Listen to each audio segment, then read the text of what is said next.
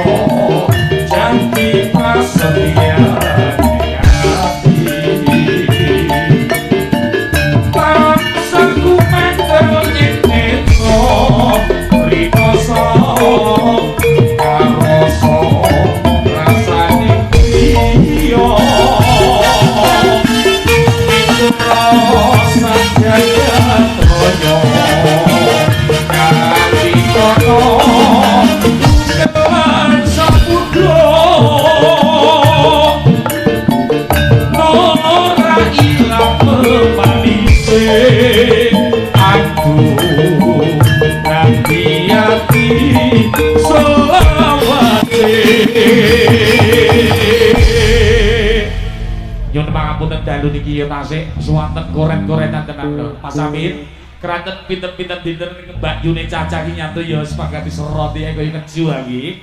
Arta wakilne Caca ketok ya urung lulus donan.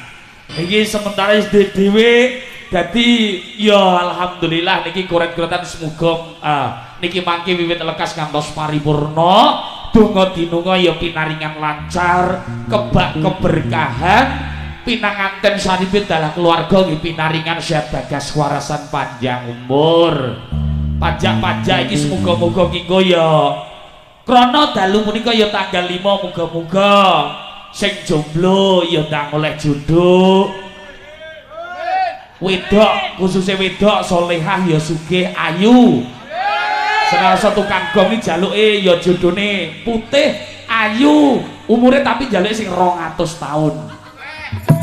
Lah nyapa Mas karek nekek kok lek sugih kan penak jare. Ya aja ngono lho ya. Tukang ngebas malah setruk-setruke kae jaluke. Ya. Iki sound sistemnya asem to iki sound ya. ASM. Wah, nggih. Semangat kanca-kanca dulur-dulur. Niki kata wonten Jawi monggo dipun aturaken langsung mlebet kemawon, Pak Bu. Ampun teng Jawi, wonten mriku mboten saged ketawis. Napa malih niki mangke sinden-sindene badhe atraksi mangan meja kalian mangan beling lho. Ayo. Kita mriki kemawon. Eman-eman. Lah kae apa kursine barang wis dicepakne kae njaluk interaksi ganti pangan kok ya. Nalika nira ing dalu hatiku lam-laman sira wong